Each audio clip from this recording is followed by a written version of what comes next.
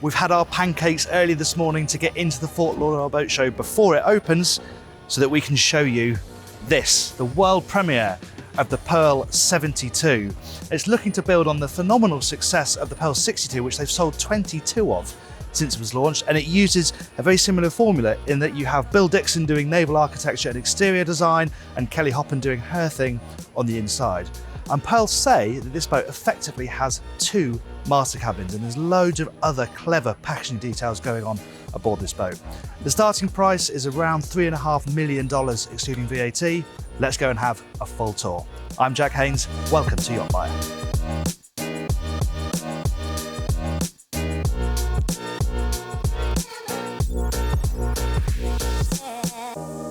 Let's start down here at the transom because this provided one of the key packaging complexities for Bill Dixon and his design team, because what Pearl wanted was a tender garage that was big enough for a jet tender, a jet ski and a Seabob, and they have managed to do it. They have packed all of that inside this garage here. This whole thing swings up and they're all tucked away nice and neatly in there, and then you have this separate hatch which folds down to create a really nice bench so you can sit looking over the water, feet dangling in the sea.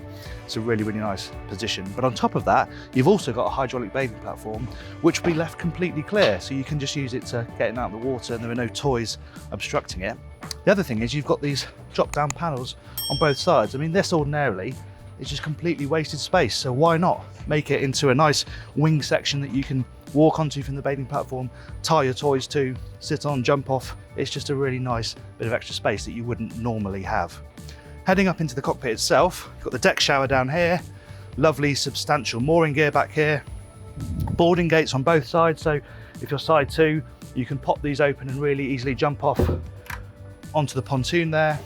Here you have your third control station. Obviously you have a Flybridge helm, a lower helm, but then you have these down here where you've got full control of both engines, bow and stern thrusters, so if you're coming stern to, you've got a fantastic view aft. You've also got a very good view forward, so this is a really useful option that I think most people will go for.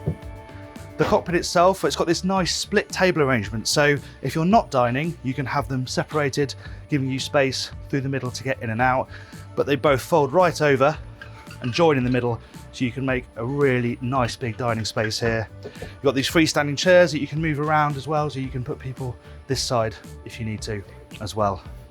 Down here, have a little bit of storage, and then under here, under this lovely ornament, there is a sink. It's the cockpit then. Let's check out the saloon.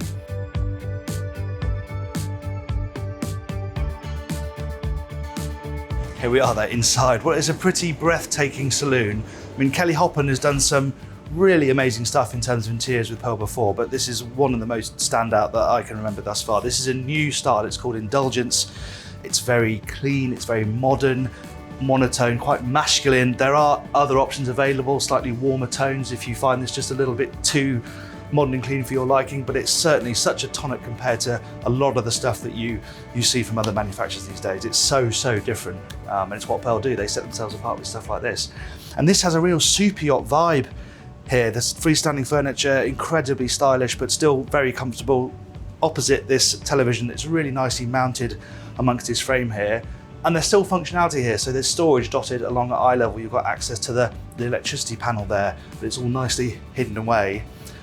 This galley just looks absolutely superb. I love this light detail here, hanging from the ceiling. Really nice, substantial countertops with lots and lots of space. But underneath, again, you've got all the stuff you need. You've got your big sink, you've got a dishwasher, you've got a nice big oven, induction hob.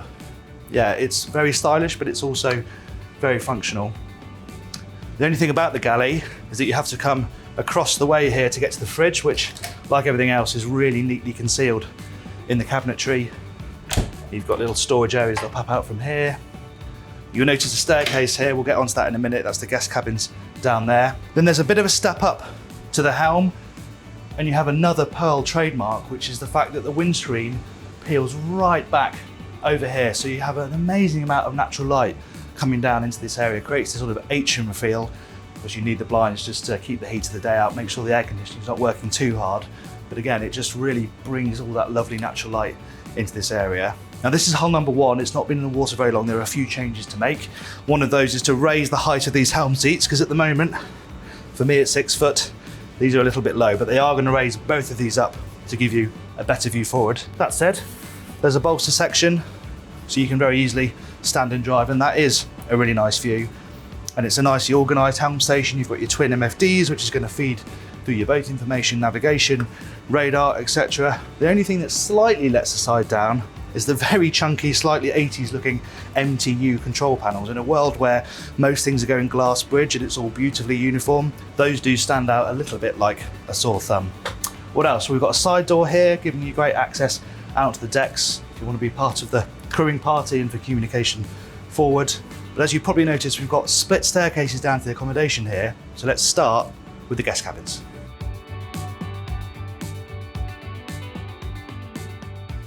This is where this boat begins to get really clever, because the packaging of this guest accommodation, in fact all of the accommodation, is really smart. So what we have down here is, if heading forward, we have the first guest cabin, which is a good sized double.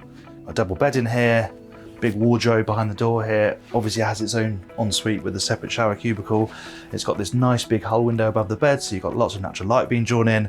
And then over here you have the television set within the mirror. That happens a lot within these cabins, and it's a nice effect. Now head over this way, you have the VIP cabin. Pearl say you have 2 master cabins on board, and well, it's hard to argue with that really. This would qualify as a master cabin on many a 70-foot boat. It is full beam, loads of space, plenty of headroom, nice flat floor, no obstructions under feet. And you've got a nice bureau over there, and you can see those Kelly Hoppen design details popping out like the mirror over there that's on a swivel. Separate bathroom, of course. And then if we move back this way and head across the boat, we come to the day heads. So that's accessed here. That's the easiest bathroom for guests to access during the day, but it's also ensuite to the final guest cabin, which is this really rather nice twin. You've got 2 good single beds. Again, this cabin has got a television mounted up here, also has a hull window with a porthole, and there's a nice big wardrobe behind the door as well. One final little thing to mention is this little area here. It's a very nice message. It may not be to everybody's taste, but I think we can all get on board with that idea. Let's go and check out the master cabin now.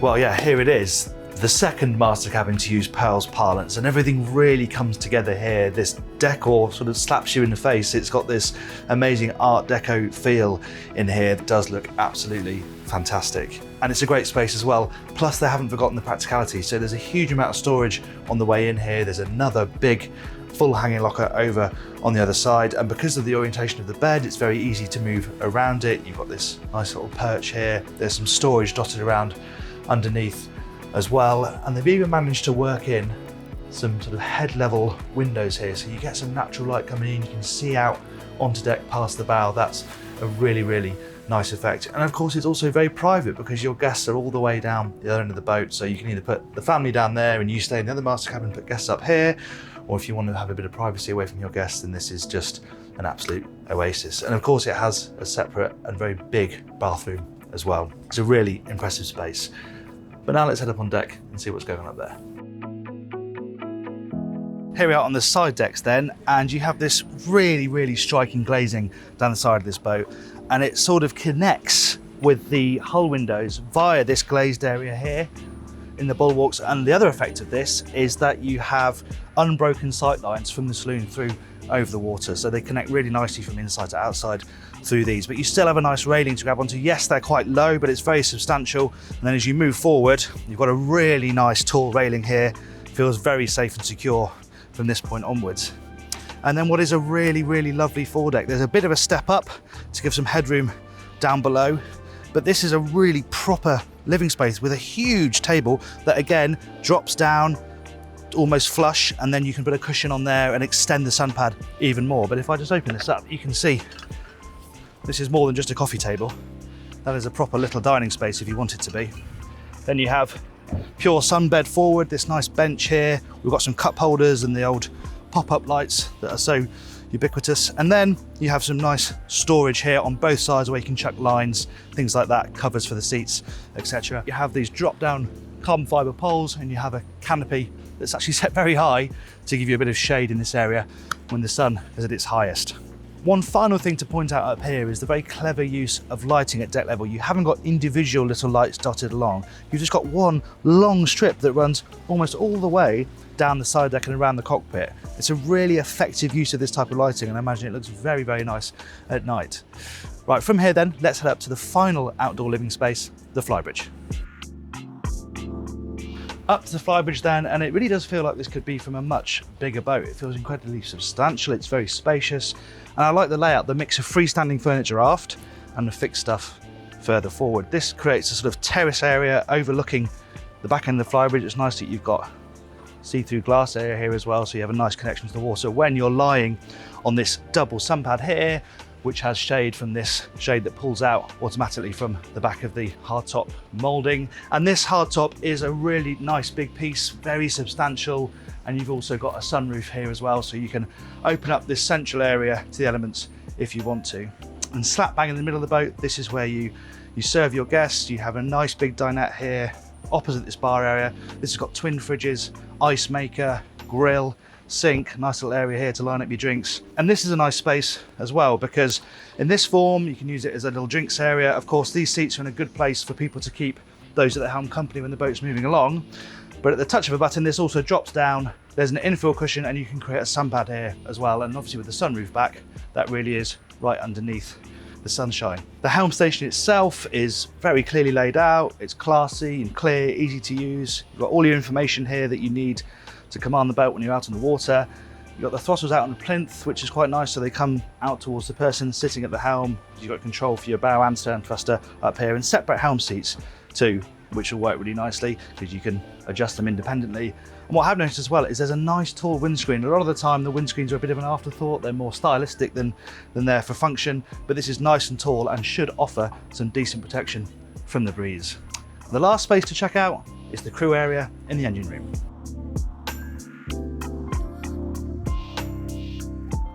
The down here sandwiched between the engine room and the guest accommodation is the crew space, and even though they've got to fit it in really quite a compact area of the boat, it's a really nicely designed area. As you come down on the left hand side, you have a decent sized bathroom with a separate shower cubicle and a bit of storage in there, and then you have this sort of mess area here. And notice how it's all finished to the same standard as the guest accommodation. There isn't sort of bare plastic and GRB on show. It's all the same sort of nice grey woods and lacquers as you get in the main accommodation. There's a microwave here, there's a washer dryer, bit of fridge space down here, and then behind me you have the cabin itself. It's a twin bunk cabin. It's got a nice big hanging locker in there and a porthole for ventilation, plus a television. And from here, crew have direct access to this watertight door to the engine room. There are two engine options aboard the Pearl 72. There are MAN 1400 horsepower, or these, the MTU 1600 horsepower. These will top the boat out at 32 knots. You can cruise at around 25 knots, which will give you 215 nautical miles of cruising range. It's quite a busy engine room. They've had to fit a lot in, and it's obviously sandwiched between the accommodation and the tender garage. That's what this is here. This is the intrusion of the forward end of the tender garage, but it's very neatly organised, and actually it's easy to get to the ancillary components. So you've got nice access to the generators on both sides. Obviously there's a bit of restriction on top of the engines themselves, but you can crawl around them okay to get to the main bits. And actually you've got your fuel filters here, so they're nice and accessible. And then right at the end there you have access to the optional seakeeper. From a quick tour at a boat show, it looks like Pearl has done it again. There is so much clever thinking going on aboard this boat, both in its overall design and also of course that interior decor that is just so different to pretty much everything else you'll see in this sector. But of course the proof of the pudding comes in the sea trial, which we're hoping to do in the very near future, so do look out for that video coming along pretty soon. If you enjoyed this video, please do give it a like, we really appreciate it, and remember to subscribe to the YachtBuyer channel and hit that bell icon so you're notified every time we upload a new video.